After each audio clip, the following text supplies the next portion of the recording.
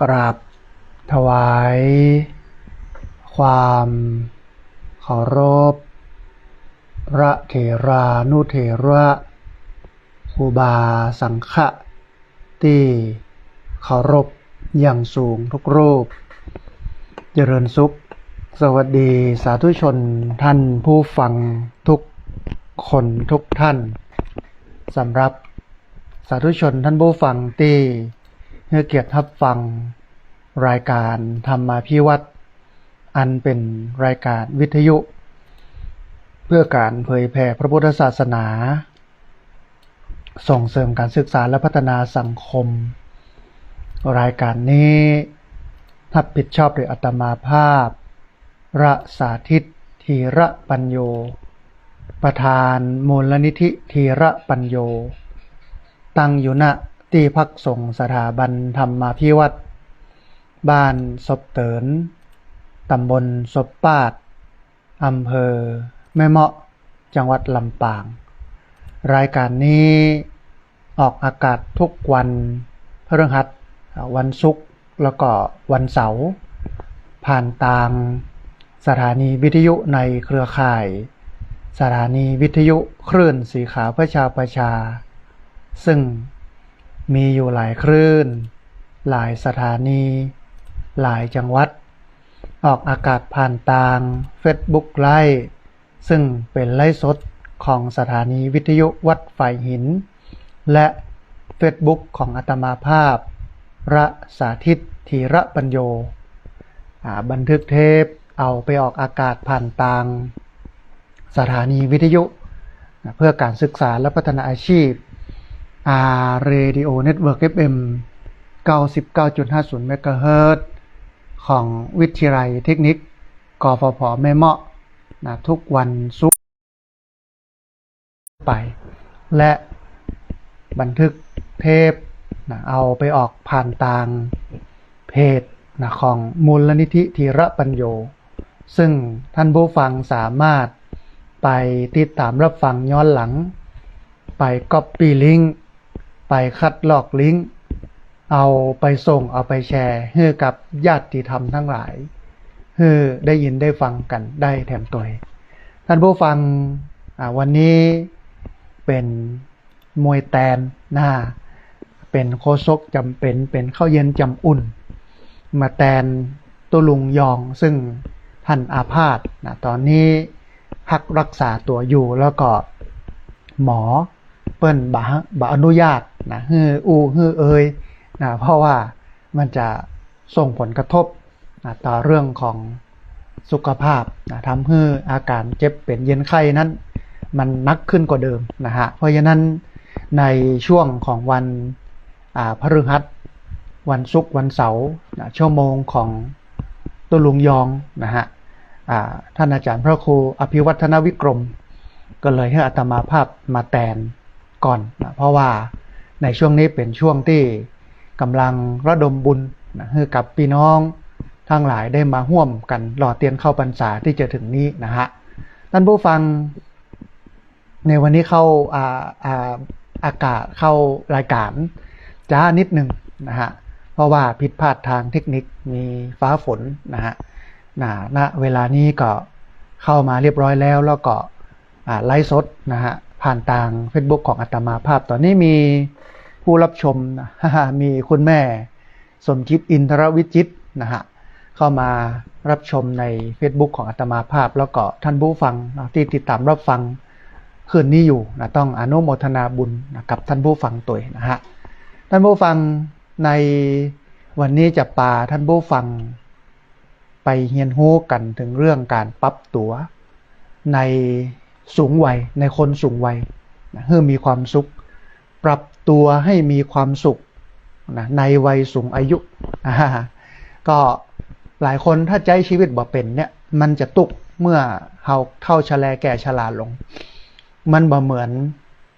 วัยหนุ่มที่มันคล่องตัวหมดบ่ว่าจะเป็นการยืนการเดินการนอนการนั่ง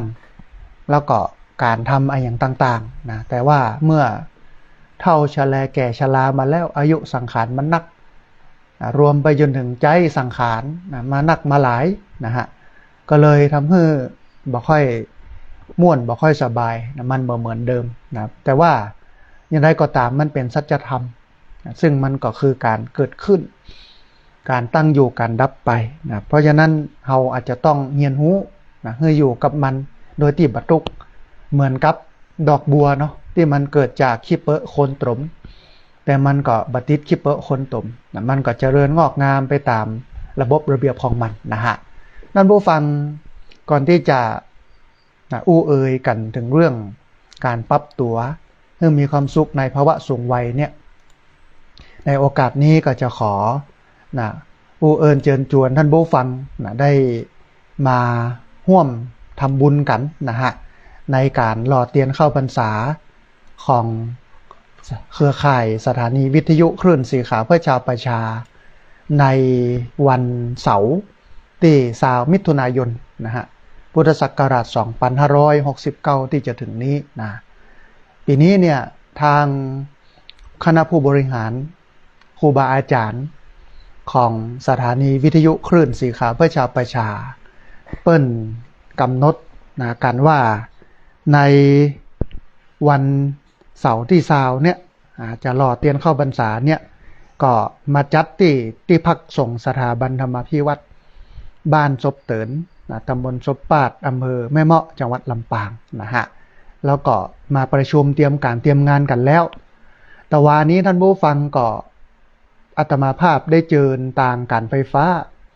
ฝ่ายผลิตแห่งประเทศไทยแม่เมาะเจิญวิทยาลัยเทคนิคกฟผแม่เมาะแล้วก็เจิญอบต.ศพปาดเจิญผู้ใหญ่บ้านเนาะมานั่งประชุมกันตลอดจนถึงคณะกรรมการนักเรียนโรงเรียนผู้สูงอายุเพื่อแบ่งการแบ่งงานเป็นกิจลักษณะเนี่ยอย่างใดเป็นอย่างใดอย่างเงี้ยนะฮะแต่ว่านี้นะก็เบื้องต้นเนี่ยอาตมาภาพก็ขอเอารายละเอียดในเรื่องของกำหนดการมาอู้ให้ท่านผู้ฟังทั้งหลายได้ฟังนะย้ำแห่งกำนึงเนาะเพราะว่ามันจะได้เกิดความเข้าใจนะฮะในช่วงเวลา 8 โมงถึง 11 โมงครึ่งเนี่ยในงานวันที่20 มิถุนายนเนาะก็จะเป็นเรื่องของการที่พี่น้องผู้มาร่วมทำบุญได้มาร่วมกันบูชาเทียนเข้าพรรษานะก็ปีนี้เปิ้นทำเป็นแว่นนะแว่นละ20 บาทณจุดทำบุญนะฮะปัจจัยที่ญาติโยมทำบุญมาบูชาเทียนเข้าพรรษาแว่นละ20 บาทเนี่ยเปิ้นก็จะเอาไปแบ่งให้กับสถานีวิทยุที่รับสัญญาณเอาไปออกอากาศหลายสถานีนะฮะที่เป็นสถานีที่ตุเจ้าพระสงฆ์เปิ้นดูแลอยู่ก็ดีอย่างก็ดีนะฮะแล้วก็จนถึงเอามาสนับสนุนกิจกรรมของที่พักส่งสถาบันธรรมาภิวัตรซึ่งเป็นที่จัดหล่อนะฮะหลังจากที่ร่วมกันบูชาเทียนแว่นแว่นละ20 บาทแล้วก็ได้มาร่วมกันหล่อเทียนเข้าพรรษาซึ่งปีนี้นะถือว่าเป็นปีที่19ณจุดหล่อเทียนเข้าพรรษาแล้วก็หลังจากหล่อเทียนเข้าพรรษาเสร็จก็ไปนั่งฟังซอเนาะจากคณะซอของท่านพระอาจารย์เสน่ห์กาหลงนะฮะอันนี้เป็นช่วงเวลา 8 โมงไปจนถึง 11 โมงครึ่งนะฮะหลังจากนั้น 11 โมงครึ่งไปจนถึงบ่ายโมงเนี่ยจะเป็นการถวายภัตตาหารเพลแด่พระสงฆ์แล้วก็เปิดโรงทานให้ญาติโยมพี่น้องที่มาร่วมกันกินร่วมกันทานไปรับประทานอาหารโรงทานจะมีอยู่2อย่างท่านผู้ฟังถ้าเป็นโรงทานขนมผลไม้น้ำดื่มเนี่ยเปิดตลอด24 ชั่วโมงคือท่านผู้ฟังไปกินได้เลยขนมน้ำดื่มผลไม้นะฮะแต่ว่าอันหนึ่งเป็นโรงทานอาหารโรงทานกับข้าวเปิดเวลาเดียวก็คือหลังจากที่อาตมาภาพไปฮับเกณฑ์แล้วก็ฮือศีลฮือปอนแล้วแล้วก็เปิดโรงทานนะฮะตอนนี้เนี่ยยังมีเจ้าภาพภัตตาหารถวายพระยังเหลือแหม1 โต๊ะนะท่านผู้ฟังโต๊ะละ 1,000 บาทนะฮะท่านใดที่จะร่วมทำบุญเป็นเจ้าภาพภัตตาหารถวายเพลแด่พระสงฆ์ในพิธีทำบุญหล่อเทียนเข้าพรรษาวันที่20 มิถุนายนที่จะถึงนี้ก็เจริญพรเนอะรับมาเป็นเจ้าภาพได้นะฮะ เมื่อกินข้าวแล้วใจมาบปราบดีเรียบร้อยแล้วถึงเวลา บ่ายโมงบ่ายจนถึงบ่าย2 โมงครึ่งก็จะเป็นพิธี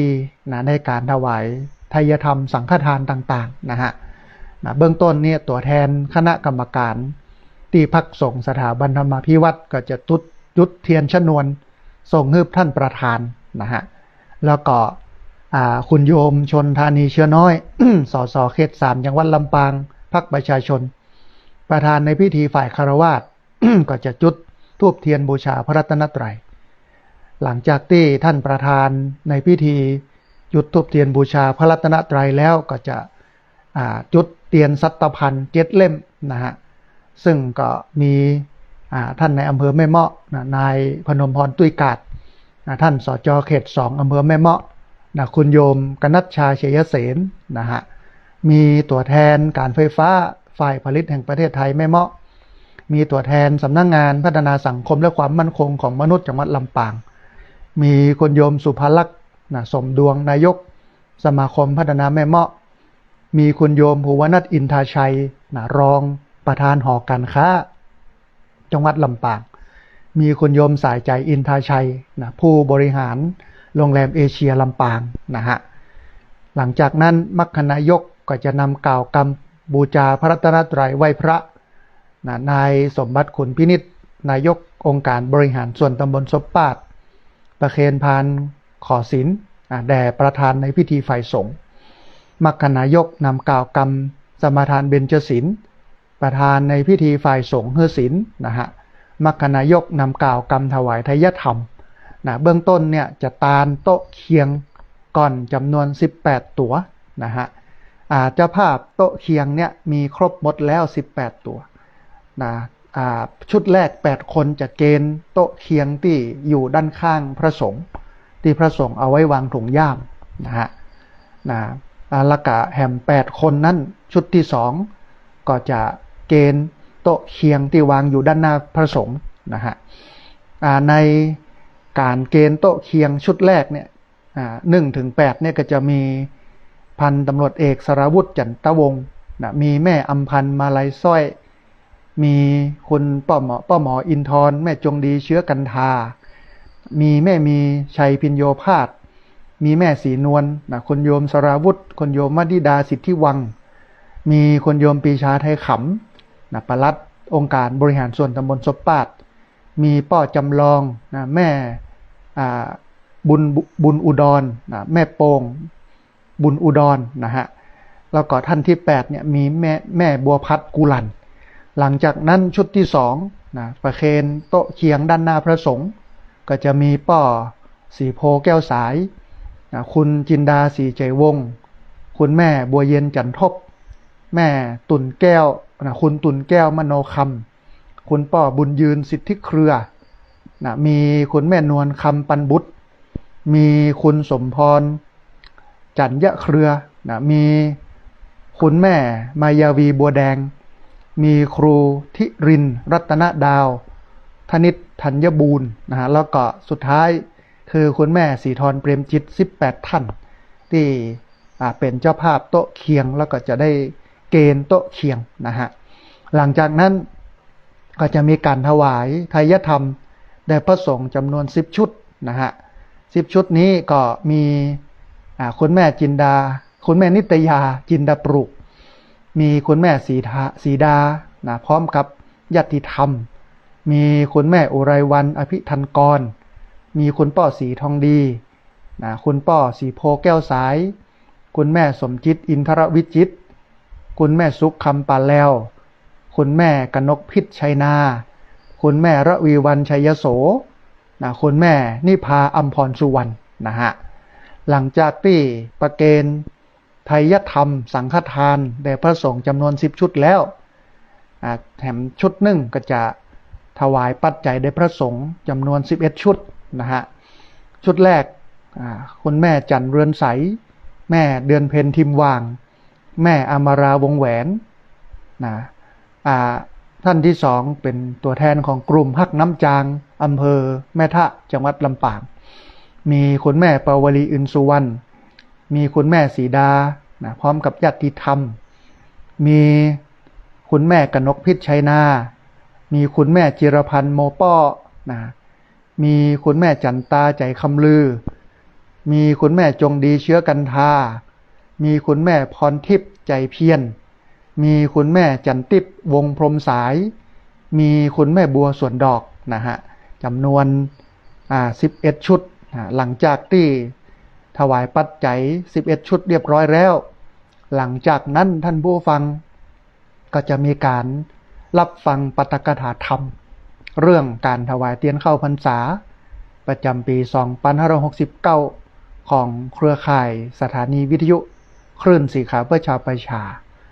โดยท่านอาจารย์พระครูอภิวัฒนวิกรมผู้อำนวยการสถานีวิทยุคลื่นสีขาวเพื่อชาวประชาเจ้าอาวาสวัดปากตางเจริญรองเจ้าคณะอำเภอดอยหล่อจังหวัดเชียงใหม่หลังจากนั้นท่านสสชนธานีเชื้อน้อยสสเขต3พรรคประชาชนก็จะมากล่าวอนุโมทนามีท่านในอำเภอแม่เมาะคุณโยมพนมพรตุยกาดก็มากล่าวอนุโมทนามีคุณโยมกนัชชาชัยเสนสจเขต2อำเภอแม่เมาะก็มากล่าวอนุโมทนาหลังจากนั้นประธานในพิธีฝ่ายสงฆ์พร้อมกับพระสงฆ์ในพิธีก็จะฮื้อปอน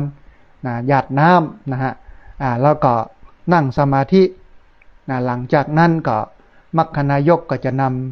ำกล่าวกรรมบูชาพระรัตนตรัยไหว้พระนะก็เป็นอันเสร็จพิธีนะฮะอันนี้คือกำหนดการเนาะทีนี้ท่านผู้ฟังที่ผ่านมาเนี่ยมีญาติโยมที่ได้มาร่วมทำบุญนะฮะสนับสนุนการหล่อเทียนเข้าพรรษานี้นะก็อย่างที่บอกว่าปัจจัยที่ญาติโยมให้หอมกันมา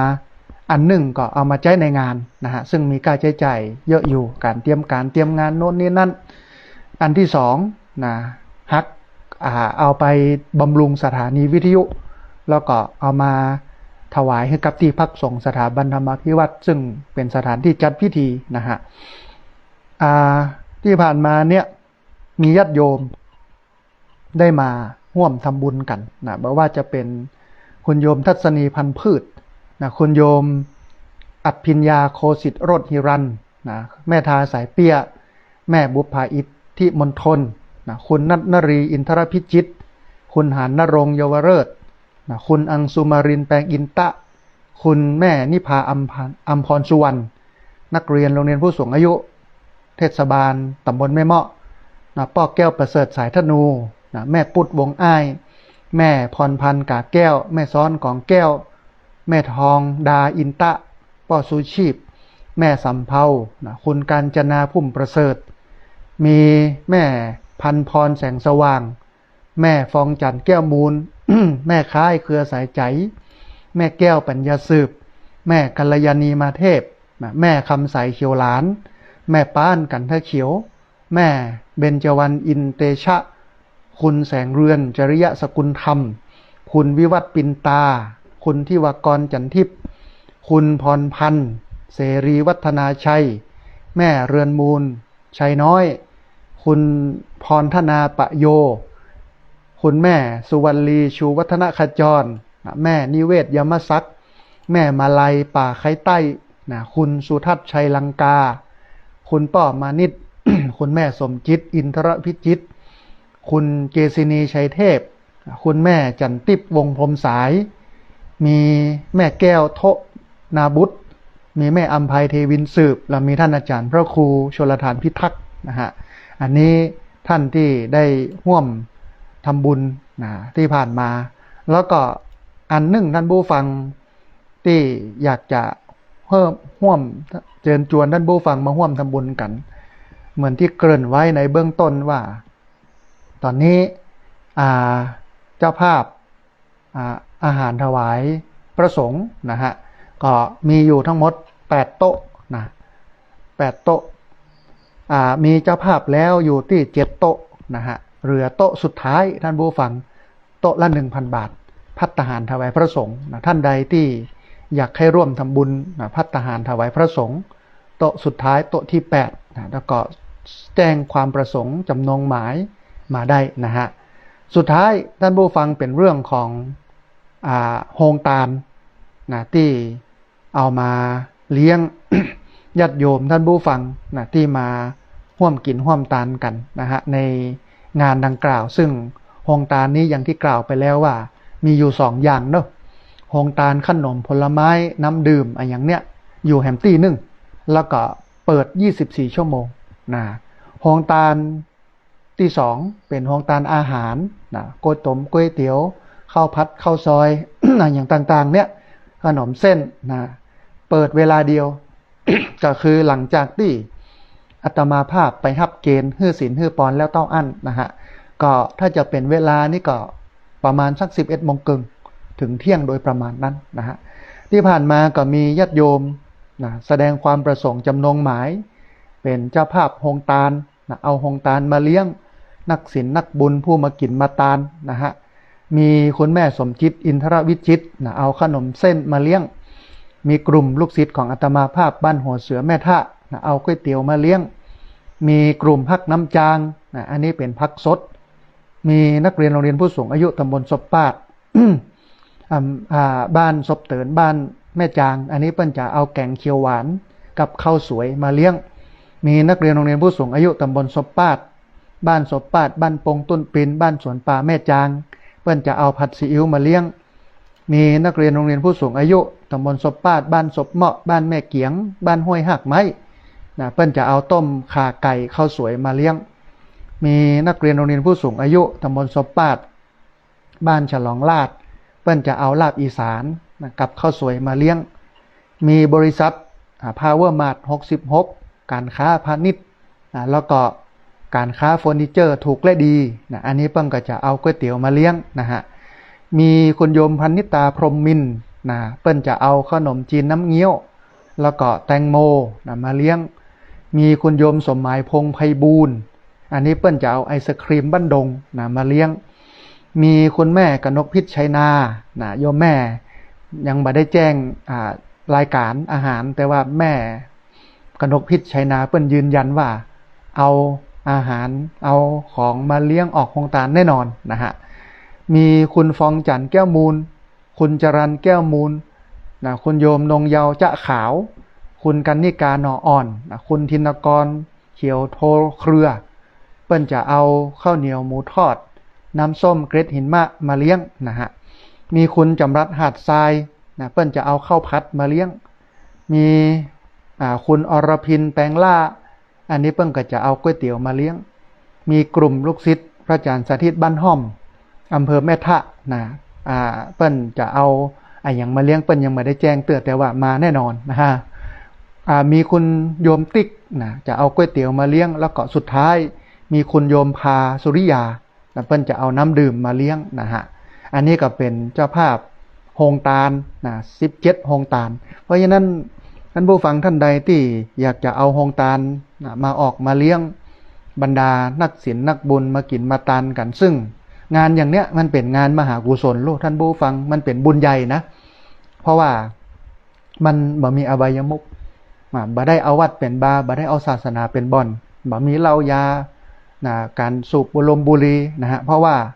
คนขึ้นสีขาวเนี่ยเป็นคนกินคนตาลเป็นคนบุญเป็นคนกุศลนะฮะเพราะฉะนั้นเนี่ยบุญนี่มันเป็นบุญใหญ่ไผที่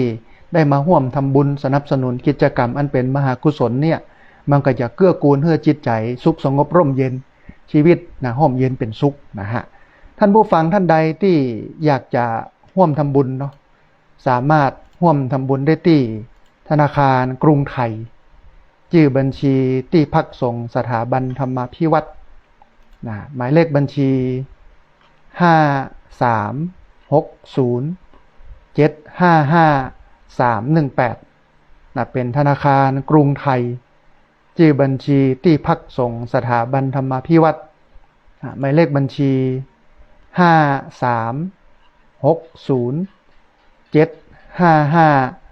5360755318นะฮะอันนี้ก็เป็นบุญที่เอามาให้ท่านผู้ฟังได้ร่วมอนุโมทนาบุญได้ร่วมทำกันนะฮะย้ำแห่งกำนึงเน้อท่านผู้ฟังเน้อท่านใดที่อยากจะร่วมทำบุญสามารถร่วมทำบุญได้ที่ธนาคารกรุงไทย ชื่อบัญชีที่พักส่งสถาบันธรรมาภิวัตรหมายเลขบัญชี5360755318เป็นธนาคารกรุงไทยชื่อบัญชีที่พักส่งสถาบันธรรมาภิวัตร หมายเลขบัญชี5360755318นะฮะท่านผู้ฟัง ในวันนี้ ที่จริงตั้งใจจะเอาเรื่องของบารมี10 ทัศนะมามาเอ่ยให้กับ บรรดาท่านผู้ฟังเพื่อได้ติดตามรับฟังกัน แต่เนื่องด้วยความที่เวลามีจำกัดนะฮะก็เลยอาจจะ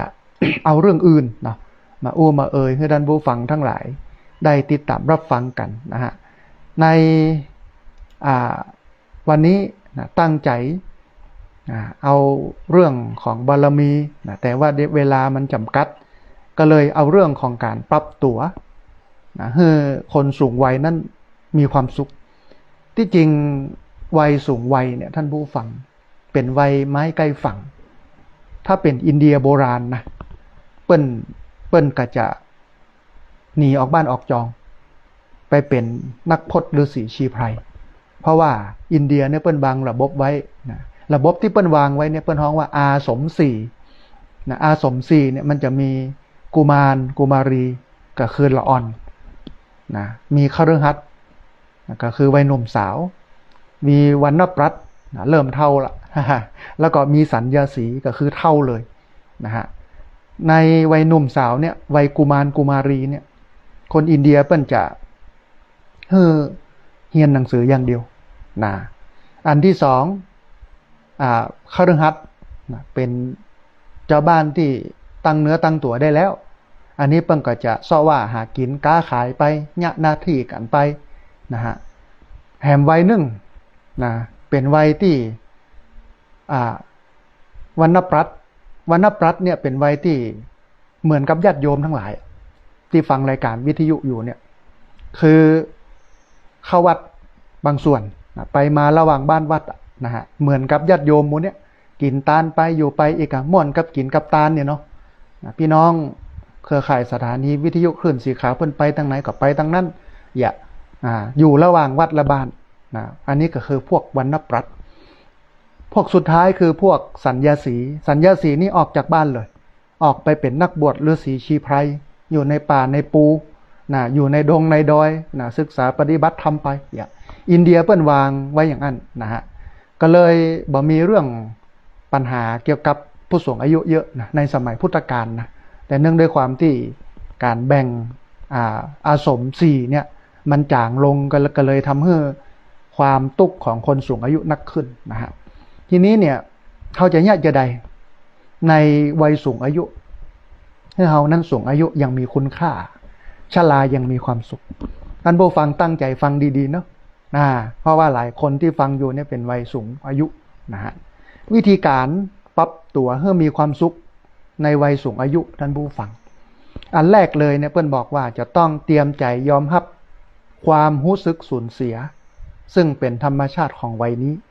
นะฮะมันจะรู้สึกสูญเสียทุกอย่างสูญเสียคนที่ฮักสูญเสียสถานการณ์ที่ฮักที่ชอบเนี่ยแต่มันต้องทำใจนะเพราะว่ามันเป็นธรรมชาติของชีวิตนะอันที่สองมันจะเป็นเรื่องของการกึดถึงอายุที่มันล่วงไปแล้วอดีตที่มันไม่สามารถจะหวนคืนได้นะคนเฒ่าคนแก่เนี่ยนะเป็นคนที่ชอบเล่าความหลังนะสุมาเตอร์ เปิ้นถึงบอกว่าเป็นคนที่ชอบเล่าความหลังเป็นคนที่ผิวหนังเหี่ยวเป็นคนที่เหี่ยวบ่พ้นตัวนะเป็นคนที่ชอบความหลังผิวหนังเหี่ยวเยี่ยวไม่พ้นตัวนะมันก็จะนึกถึงเรื่องอดีตเรื่องเก่าเรื่องหลังเรื่องความสำเร็จเรื่องความบ่สำเร็จ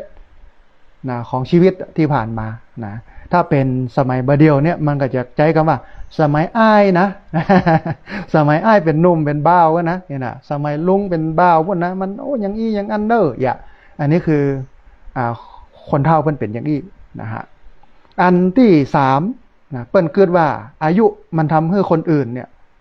เลิกเคารพในตัวของคนเฒ่านะเพราะว่า เฮามาแล้วคุณค่าของตัวเก่ามันลดลงเนี่ยไออย่างได้น้อยขึ้นนะฮะมันก็เลยทำให้มองว่าตัวเก่านั้นมันแบบมีคุณค่ามันมีความหมายอย่างสักอย่างเลยนะมันนำไปสู่การเป็นโรคซึมเศร้านะถ้าคิดแบบนี้นำไปสู่การฆ่าตัวตายนะฮะแฮมอันหนึ่งเป็นเรื่องของการที่มีปัญหานะฮะแล้วมันบ่สามารถที่จะไปขอคำปรึกษาจากไผได้นะเพราะว่าเราเป็นวัยสูงอายุโลกเป็นผู้ผ่านโลกผ่านร้อนผ่านหนาวผ่านฝนมาบ่ฮู้จักหมอกใดอย่าไปปรึกษากันละอ่อนตอนแต่นเนี่ยมันยังได้ฮะแต่ที่จริงเนี่ยมันก็มีนะเพราะว่าทุกคนมันไม่สมบูรณ์มันก็มีง่อมมีเหงามีปัญหาเนี่ยมันก็อยากจะปรึกษาหารือเนี่ยแต่บ่ฮู้จะปรึกษาไผมันเหมือนคนบักเก่าที่เปิ้นบอกว่ายิ่งสูงยิ่งหนาวนะฮะแฮมอันหนึ่งก็คือเรื่องของความจริงจังกับชีวิตนักล้ำไปบางคนนี่เอาแต่เอาว่ากับชีวิตท้ายที่สุดแล้วชีวิตมันไม่มีอะไรเลยเพราะชีวิตนั้นมันตกอยู่ในกฎของไตรลักษณ์เกิดขึ้นตั้งอยู่แล้วก็ดับไปนะฮะเป็นเรื่องธรรมดานะแต่ว่าบางคนเนี่ยหวัง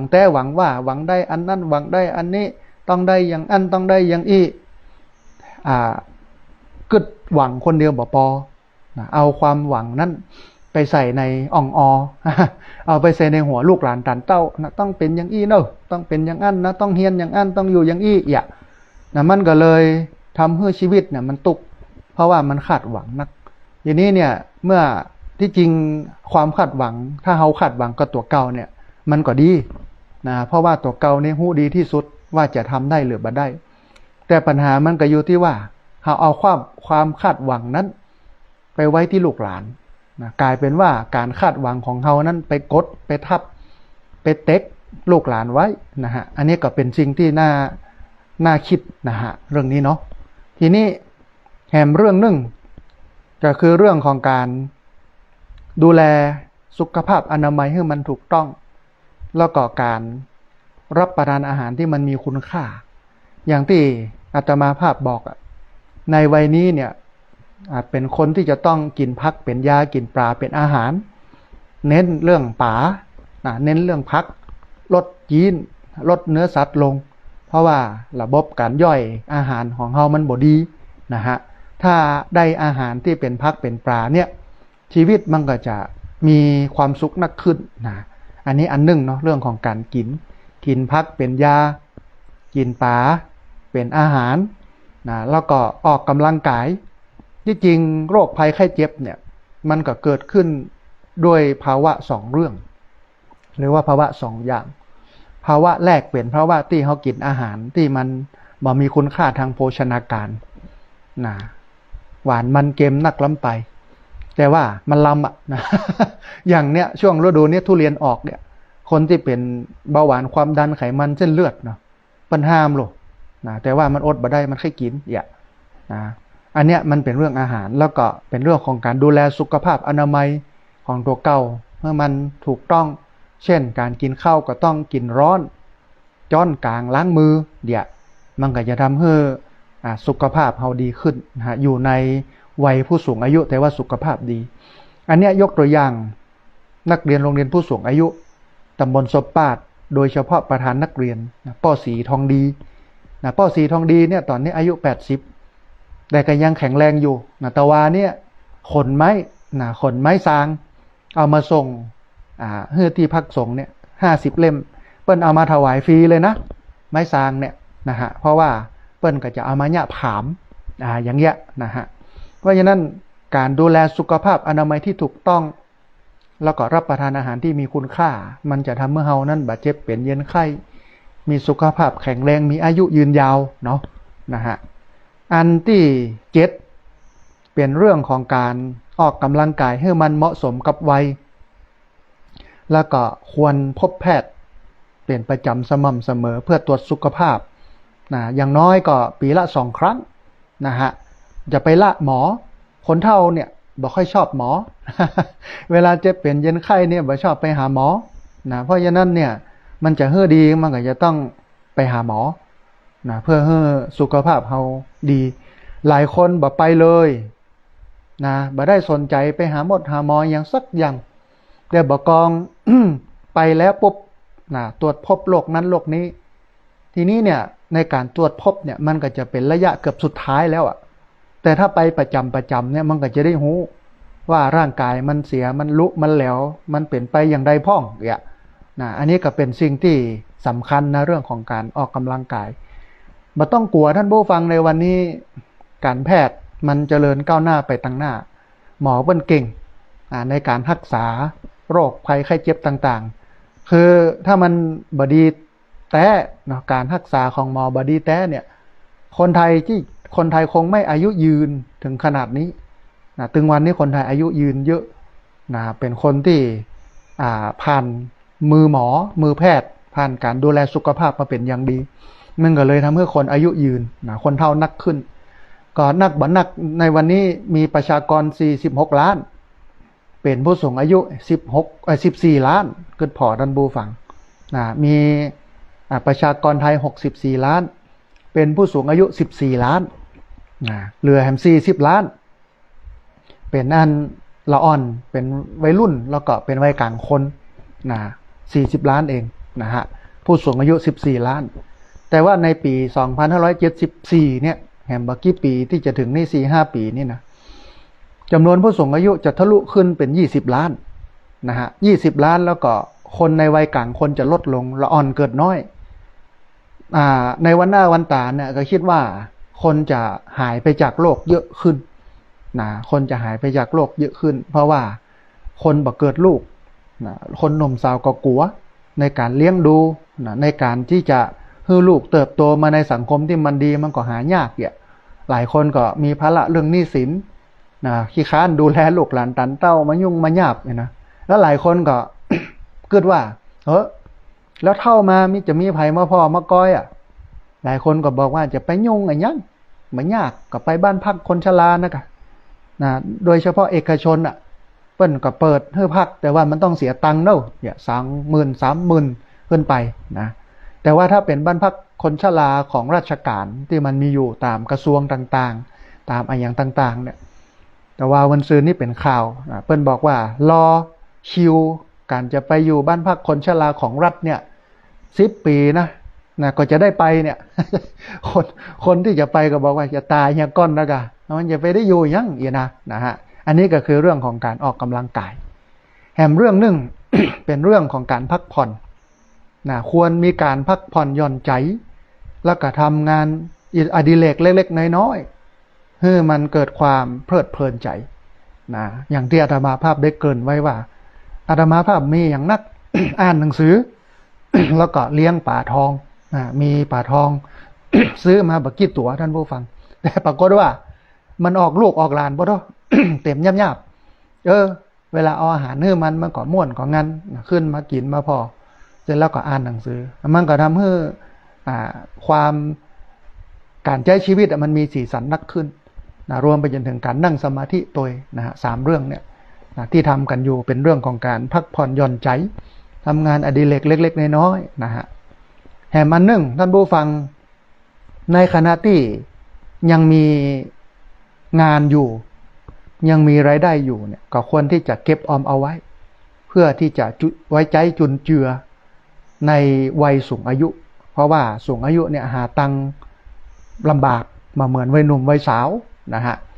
เมื่อหาตังลำบากแล้วบั้นปลายชีวิตถ้าบ่มีสตังเนี่ยมันก็เหมือนกับคอนบ่มีเฮ็ด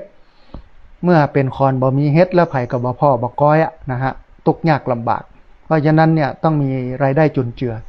โรงเรียนผู้สูงอายุเหมือนกันนะท่านผู้ฟังที่ผู้สูงอายุมาเรียนหนังสือเนี่ยใหม่ๆก็กึดถึงเรื่องเอามาปะกัน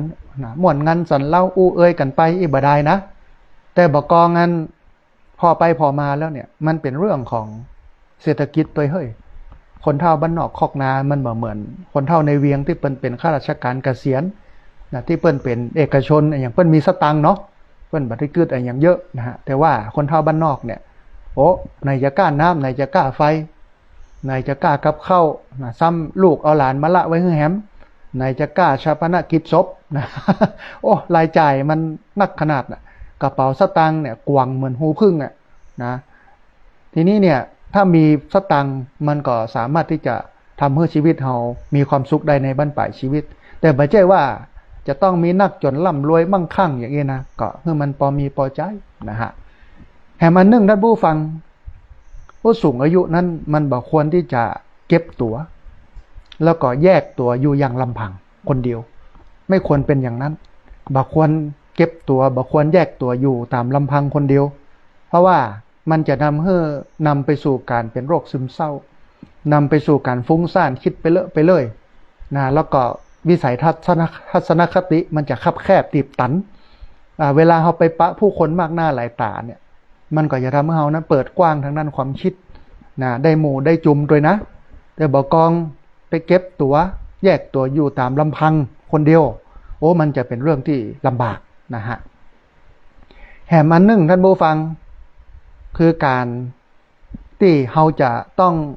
ควรไปร่วมสนทนากับหมู่เพื่อนหมู่ฝูงนะสำหรับผู้สูงอายุนะควรไปร่วมวงสนทนากับเพื่อนแล้วก็ผู้อื่นที่มีอายุอ่อนกว่านะมันจะช่วยให้สังคมของผู้สูงอายุเนี่ยมันกว้างมากขึ้นแล้วก็เราเนี่ยจะสามารถยอมรับการเปลี่ยนแปลงใหม่ๆที่มันเกิดขึ้นในสังคมนะเพราะว่าสังคมวันนี้มันมีพลวัตคือมันหมุนไปตั้งหน้านะอาตมาเนี่ยเกิดในยุค90นะในยุคเจ้าขุนทอง เจ้าขุนทองร้องจ้านะในสมัยเป็นละอ่อนนะยุคนั้นนะฮะยุคการ์ตูนโดเรมอนการ์ตูนอีคิวซังนะยุคนั้นนะฮะแต่ว่าวันนี้โลกมันหมุนไปไกลแล้วนะฮะทีวีเดี๋ยวนี้คนรุ่นใหม่นะบัดได้บอกว่าเพิ่นบ่ดูนะฮะเพิ่นดูทางโทรศัพท์มือถือนะฮะการสื่อสารกับคุยช่องแชทโน่นนี่นั่นมันเหมือนสมัยตะก่อนนะต้องจะให้จดหมายอย่างเงี้ยนะเพราะฉะนั้นผู้สูงอายุถ้าแบบปรับตัวมันก็จะอยู่ยากนะเหมือนบริษัทที่เปิ้นเนี่ยฟิล์มถ่ายรูปสมัยตะก่อนนะยี่ห้อหนึ่งนะที่บ่ยอมปรับตัวบริษัทอื่นๆเปิ้นปรับตัวเป็นดิจิตอลหมดแล้วแต่บริษัทนั้นแบบปรับตัวท้ายที่สุดเนี่ยก็ล้มนะฮะเพราะว่ามันไปบ่ได้เปิ้นบ่ได้ใช้ฟิล์มแล้วเพราะฉะนั้นเนี่ยการไปร่วมวงสนทนากับเพื่อนๆนะแล้วก็การปรับเปลี่ยนตัวเองให้เข้ากันกับเหตุการณ์ปัจจุบันสถานการณ์ปัจจุบันได้เนี่ยคนเฒ่าอย่างเนี้ยจะเป็นคนเฒ่าที่มีความสุขแต่ถ้าคนเฒ่าที่บ่ยอมปรับปรุงเปลี่ยนแปลงนะบ่ยอมเรียนรู้นะจะอยู่แบบตุกมากในสังคมที่เกิดการเปลี่ยนแปลงแบบฉับพลันนะในวันนี้ก็ดูกับท่านผู้ฟังเหตุการณ์เรื่องราวที่เกิดขึ้นเนี่ยมันหมุนไปเรื่อยมันบ่ย้อนคืนนะฮะเพราะฉะนั้นเนี่ยเราต้องเรียนรู้แล้วก็ปรับตัวให้ทันวันนี้โลกระหว่างคนเฒ่ากับโลกของละอ่อนมันคนละยุคคนละสมัยนะเพราะฉะนั้นคนเฒ่าอาจจะต้องได้เรียนรู้ความเปลี่ยนไปของโลกยุคใหม่พ่อง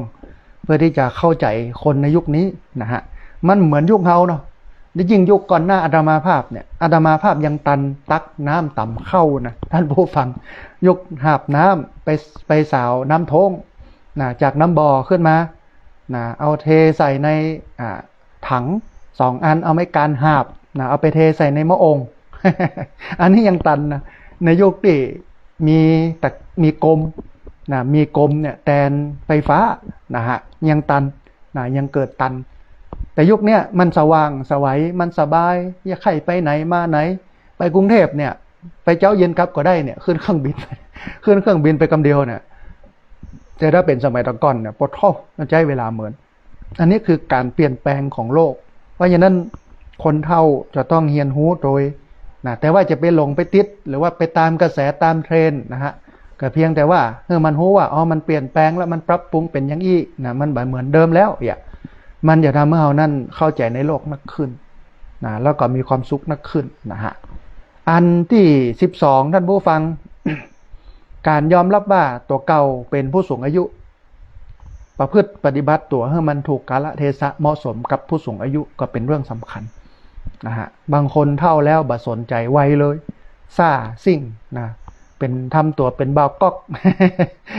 เป็นบ่าวก๊อกนะหันเปิ้นลำวงหันเปิ้นกินเหล้ากับคนหนุ่มคนกำกับไปส่วนไปศูนย์กับเปิ้น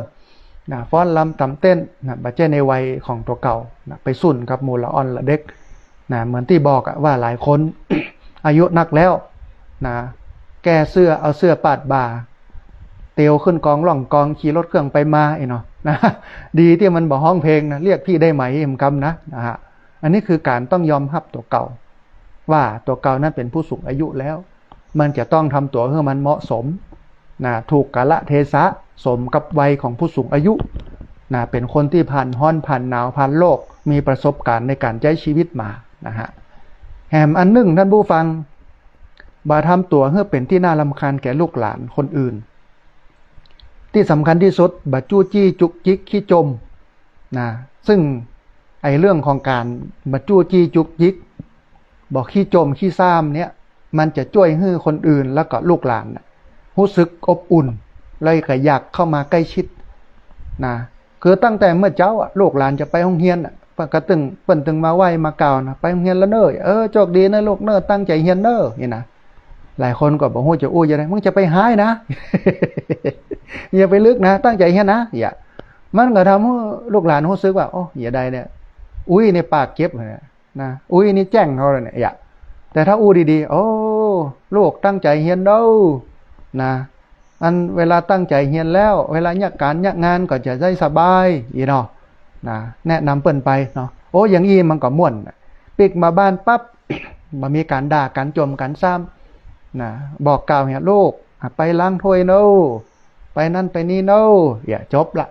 แต่ถ้าจมถ้าซ้ำหนักเนี่ยมันก็จะทำให้คนอยู่รำคาญธรรมดาของคนที่มี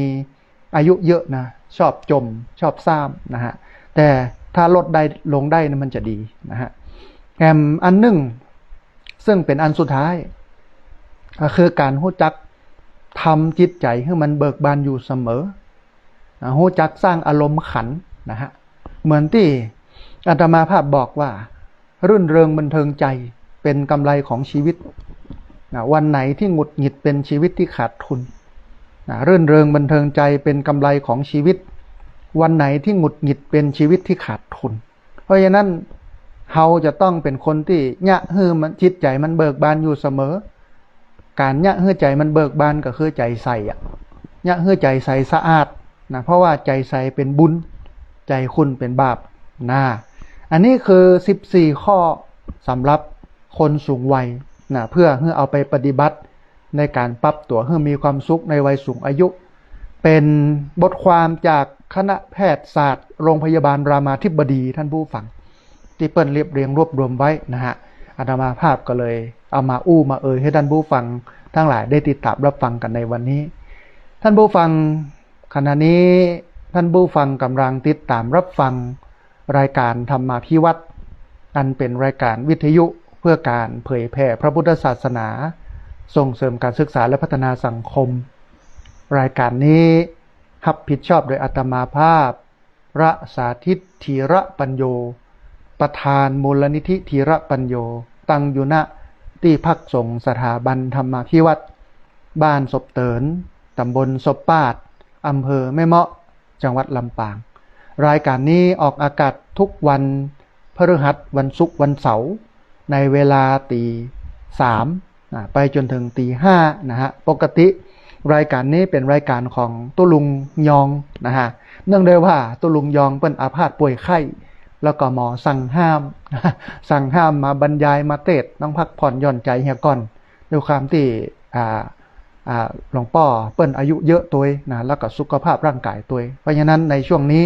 ท่านอาจารย์พระครูอภิวัฒนวิกรมเปิ้นก็เลย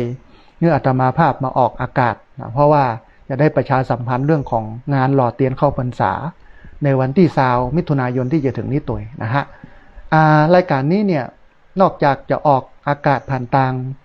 สถานีวิทยุคลื่นสีขาวเพื่อชาวประชาแล้วยังออกไลฟ์สดนะของเพจสถานีวิทยุวัดฝ่ายหินตัวแล้วก็ออก Facebook ของอาตมาภาพตัวนะฮะรวมไปจนถึงบันทึกเทปไว้ตัวเอาไปออกอากาศผ่านทางสถานีวิทยุเพื่อการศึกษาและพัฒนาอาชีพRadio Network FM 99.50 MHz ของวิทยาลัยเทคนิคกฟผ.แม่เมาะทุกวันศุกร์ 8 โมงถึง 9 โมงไม่เจ้าเป็นต้นไปตัวและเอาไปออกผ่านทางเพจของมูลนิธิธีระปัญโยซึ่งท่านผู้ฟังสามารถไปติดตามรับฟังย้อนหลังไปก๊อปปี้ลิงก์ไปคัดลอกลิงก์เอาไปส่งเอาไปแชร์ให้กับญาติธรรมทั้งหลาย ได้ยินได้ฟังกันได้แถมตัวนะฮะท่านผู้ฟังขณะนี้ได้เวลาเปิดสายท่านผู้ฟังที่ฟังอยู่ทางบ้านจะได้โทรเข้ามาร่วมเอ่ยกันนะจะได้โทรเข้ามาร่วมแสดงความคิดความเห็นกันในเวลาประมาณ17 นาทีนะฮะท้ายรายการญาติโยมโทรเข้ามาเนาะที่เบอร์064-125-4122เบอร์064-125-4122เรียนเชิญเจริญพรได้โทรเข้ามานะร่วมเอ่ยกันได้โทรเข้ามาร่วมแสดงความเห็นกันที่เบอร์064-125-4122นะฮะมีญาติโยมที่ติดตามรับฟังทาง Facebook ไลฟ์ของอาตมาภาพนะมีคุณแม่สมจิตอินทรวิจิตรมีคุณแม่กนกพิษชัยนานะมีคุณโยมพิษสมัยศรีเทพธรรมรงค์นะมีแม่บุญเรืองชัยเงินนะมีแม่สุแก้วคำอ้วนมีคุณโยมลูกของแม่แจ๊ดอดีตนักเรียนโรงเรียนผู้สูงอายุตำบลสปาดผู้เสียชีวิตไปต้องอนุโมทนาบุญที่เข้ามาร่วมติดตามรับฟังตัวนะฮะมีคุณโยมฟองจันทร์แก้วมูลมีคุณโยมสุแก้วคำอ้วนนะมีอาจารย์คุณโยมอาจรพึ่งไตรรัตน์นะฮะอนุโมทนาบุญกับทุกท่านที่ติดตามรับฟังตัวพอดีมีสายเข้ามาสายหนึ่งเดี๋ยวรับสายนี้ก่อนนะฮะเปิ้ลจะว่าอย่างใดพ่องนะเจริญพรเจ้าไว้นะเจ้าโอ้สาธุแม่น้อยกัดนัดนอเจริญพรเจ้าประชาสัมพันธ์เจ้าสาธุเจริญเลยแม่พอมีตั้งหลายทุกเดินเนิ่นนายหล่อเต้นเนิ่นเจ้าได้บุญโดยไปเป็นภูมิเป็นเงาเอ็มใจเฮาเตะใส่มาจดเอาลายมาไม้จือไว้ว่าโตเฮาได้ทำบุญบริจาคทรัพย์สนับสนุนเป็นการทำบุญเอาไว้จัดนาจะเป็นคนบุญเกินกายบ้าไปสู่โลกนาเมืองบุญสะสมบุญไว้คนบุญกุศลจักได้บรรลุกรรมของเราเจ้า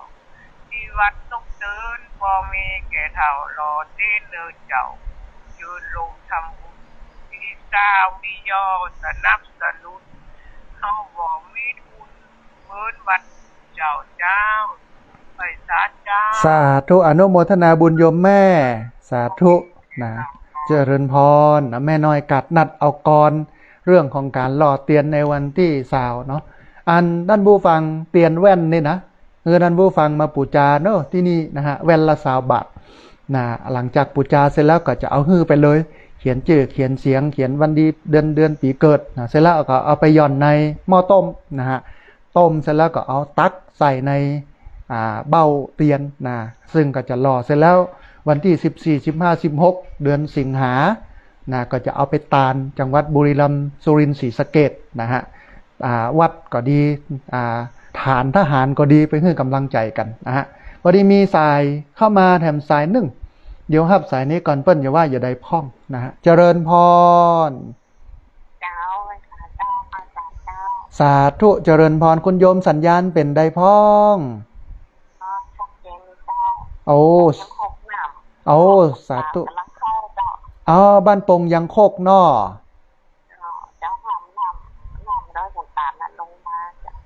น้ำลงไปหั่นแล้วเนาะเป็นได้พ่องตอนนี้คุณโยม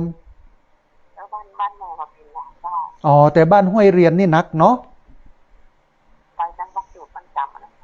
บรรจุบรรจำใบห้วยเรียนพี่น้องที่อยู่ฝั่งโน้นก็ต้องระมัดระวังกันเนอะให้กำลังใจกันถ้ามีอะไรอย่างก็โทรมาแจ้งมาบอกกันเนาะแม่เนาะนะสาธุแม่ระวังพ่อกอยกันเนอะแม่เนอะสาธุแม่อนุโมทนาบุญสาธุนะฮะ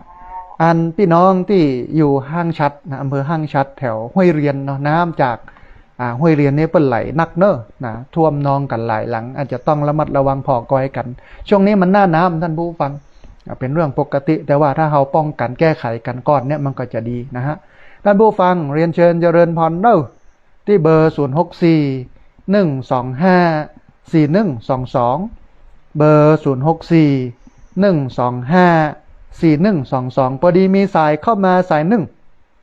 เดี๋ยวรับสายนี้ก่อนเปิ้ลจะว่าอย่างใดพ่องนะฮะเจริญพร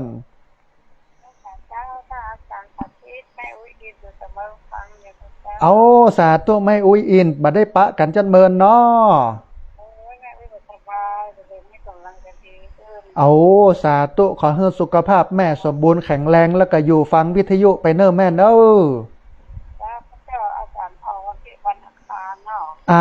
วันนี้มาแตนตุลุงยองเปิ้นบ่สบายไปจนกว่าเปิ้นจะหายดีนะฮะแต่คิดว่าเดือนหน้านี้เปิ้นก็คงจะมาละเนาะอย่างนั้นอนุโมทนาบุญกับแม่อุ้ยอินเนอะ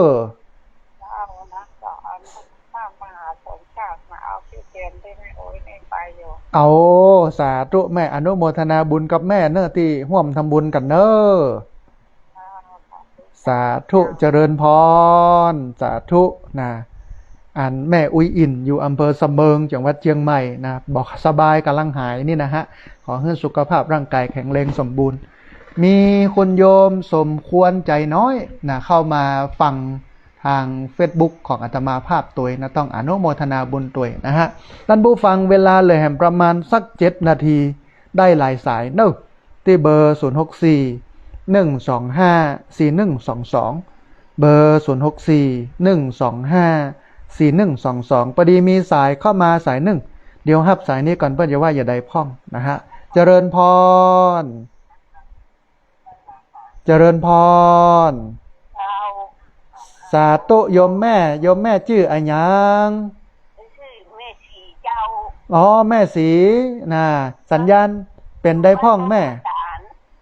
บ้านไหนก็แม่บ้านโป่งหอสารบ้านโป่งหอสารแม่ทะเนาะมีสาระดีเนอะมีประโยชน์ประจำดีเนอะฟังแล้วม่วนดีเนาะแม่เนาะแม่ฟังตลอดอ่ะโอ้สาธุโยมแม่ต้องอนุโมทนาบุญกับโยมแม่ส่งทุกองเนอะสาธุนะโมทนาเนอะอยู่ดีมีชุกเนอะเอาเนอะสาธุแม่อนุโมทนาบุญสาธุนะฟังตลอดเนอะอันนี้แฟนพันธุ์แท้นะชื่นใจโยมแม่อนุโมทนาเอาแม่สีเนาะบ้านโป่งหอสารเนาะสาธุแม่อนุโมทนาบุญมีไปตลอดเนอะสาธุเฮ้ยโยมแม่รักษาสุขภาพเนอะแม่เนอะนะสาธุเจริญพรสาธุนะแม่สีบ้านโป่งหอสารนะฮะต้องอนุโมทนาบุญเรียนเชิญเจริญพรพี่น้องที่เบอร์0641254122เบอร์0641254122นะฮะแม่จันเรือนสายรายงานมาบอกว่าถึงตะคืนเที่ยงคืนพอดีเจ้าฝนตกนักนะก็เลยครับมาจ้าแต่ถึงดึกนะต้องอนุโมทนาบุญกับแม่จันเรือนใสนะฮะนะพอดีมีสายเข้ามาสายหนึ่ง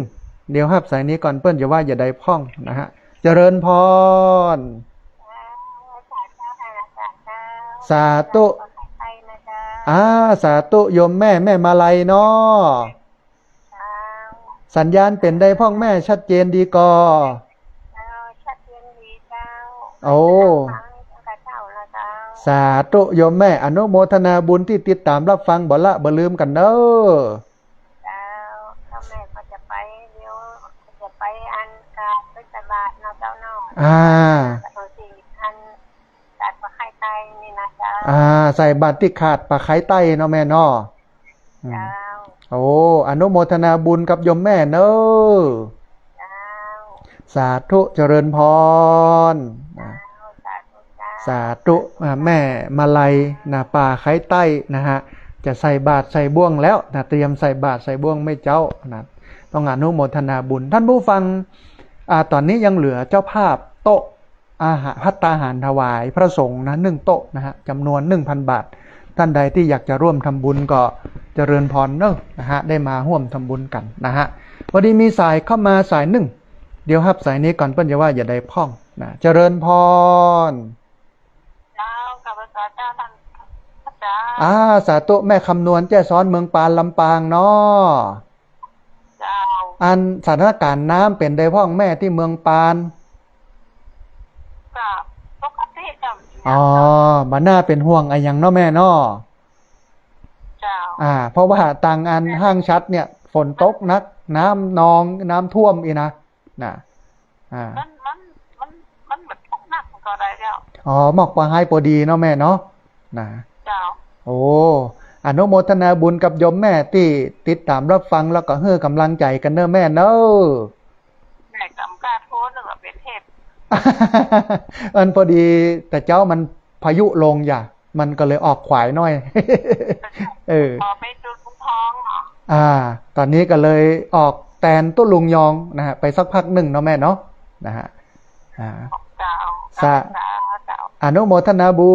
ญนะแม่คำนวณเจซ้อนเมืองปานลำปางนะฮะท่านผู้ฟังท่านใดที่อยากให้ร่วมทำบุญนะในการหล่อเตียนเข้าพรรษาก็สามารถร่วมทำบุญได้ที่ธนาคารกรุงไทยชื่อบัญชีที่พักสงฆ์สถาบันธรรมาภิวัตรหมายเลขบัญชี53607555318เป็นธนาคารกรุงไทยชื่อบัญชีที่พักสงฆ์สถาบันธรรมาภิวัตรหมายเลขบัญชี53607555318นะฮะมีคุณแม่สมพรแก้ววรรณาแล้วก็แม่สมควรใจน้อยนะคุณโยมสมควรใจน้อยอนุโมทนาบุญเนอะที่มาร่วมบุญกันแม่สมควรใจน้อยบอกว่าแม่โอนค่าโต๊ะจีนไปแล้ว 1,000 บาทอนุโมทนาบุญโดยมีแม่สีทรเปรมจิตตัวเนอะที่มาติดตามรับฟังกันอนุโมทนาบุญนะฮะท่านผู้ฟังเวลาเหลือ2 นาทีได้สักสาย2 สายเนอะที่เบอร์064-125-4122เบอร์064-125-4122เรียนเชิญเจริญพรได้โทรเข้ามานะร่วมเอ่ยกันโทรเข้ามาร่วมแสดงกำกึดความเห็นกันได้ในรายการวันนี้นะฮะมาเป็นโคศกจำเป็นข้อเย็นจำอุ่นนะฮะมาแทนตุ้ลุงยองซึ่งเปิ้นบ่สบายนะฮะพักรักษาตัวรักษาสุขภาพอยู่นะฮะก็เอ่ยกันถึงเรื่องสิ่งที่ผู้มีอายุนะผู้สูงอายุพึงกระทำก็ถือว่าญาติโยมได้รับประโยชน์กันพอสมควรนะถ้าเอาไปปฏิบัติเนี่ยมันจะทำเมื่อเฮานั้นอายุยืนแล้วก็จะทำเมื่อเฮานั้นมีความสุขในบั้นปลายชีวิตหลายคนเศร้านะทุกข์ในบั้นปลายชีวิตนะหลายคนก็นำไปสู่การอัตตวินิบัติกรรมฆ่าตัวตายอันนี้เป็นที่น่าเอ็นดูแต่ว่าญาติโยมถ้าหากว่าเอาสิ่งที่อาตมาภาพแนะนำไปตะกี้เอาไปปฏิบัติใจเนี่ยชีวิตมันก็จะดีขึ้นนะฮะพอดีมีสายเข้ามาสายหนึ่งครับสายนี้เป็นสายสุดท้ายก็แล้วกันนะฮะจะเริญพรสาธุแม่สุแก้วคำอ้วนอนุโมทนาบุญเนอะวันนี้ได้ฟังน้อยเดียวเพราะว่าเวลามันมีน้อยเดี๋ยววันพรุ่งนี้วันนึงนะแม่เนอะนะสาธุเจริญพรอนุโมทนาบุญกับแม่สุแก้วคำอ้วนนะฮะเอาละท่านผู้ฟังเวลาของรายการมดพอดีเราจะปะกันแถมในวันพรุ่งนี้นะฮะวันเสาร์นี้มี2 รายการนะช่วงเวลา 3:00 นนะไปจนถึง 5:00 ช่วงหนึ่งแล้วก็ 8 โมงถึง 9 โมงแม่เจ้าทำช่วงหนึ่งเนอะปะกันในวันเสาร์เต็ม2ช่วงเวลานะฮะวันนี้อาตมาภาพนะต้องเอารายการนี้จากลาท่านผู้ฟังทั้งหลายไปก่อนกับขอบพระคุณครูบาอาจารย์พระสงฆ์เถรานุเถระครูบาสังฆะที่เคารพอย่างสูงทุกรูปอนุโมทนาบุญกับเจ้าของสถานีและเจ้าหน้าที่ที่ดูแลการออกอากาศการส่งกระจายเสียงเอาสัญญาณดีๆอย่างนี้ไปให้ญาติโยมทั้งหลายได้ติดตามรับฟังอนุโมทนาบุญกับญาติโยมทุกคนทุกท่านที่โทรเข้ามาให้กำลังใจแล้วก็ทุกคนทุกท่านที่ตั้งใจฟังนะฮะเป็นอย่างยิ่งรวมไปจนถึงต้องสุมาอภัยกับญาติโยมที่โทรเข้ามาแล้วบัดติดโทรเข้ามาแล้วบัดได้รับสายวันนี้สัพพพุทธานุภาเวนะด้วยเดชเดชะอนุภาพของพระพุทธเจ้าสัพพธรรมานุภาเวนะด้วยเดชเดชะอนุภาพของพระธรรมเจ้าสัพพสังฆานุภาเวนะด้วยเดชเดชะอนุภาพของพระสังฆเจ้าศรัทธาสุทธีพระวันตุเตขอความสุขความเจริญในธรรม จงบังเกิดมีแด่บรรดาศรัทธาสาธุชนทุกคนทุกท่านตลอดการเป็นนิจเทินจะเริญพร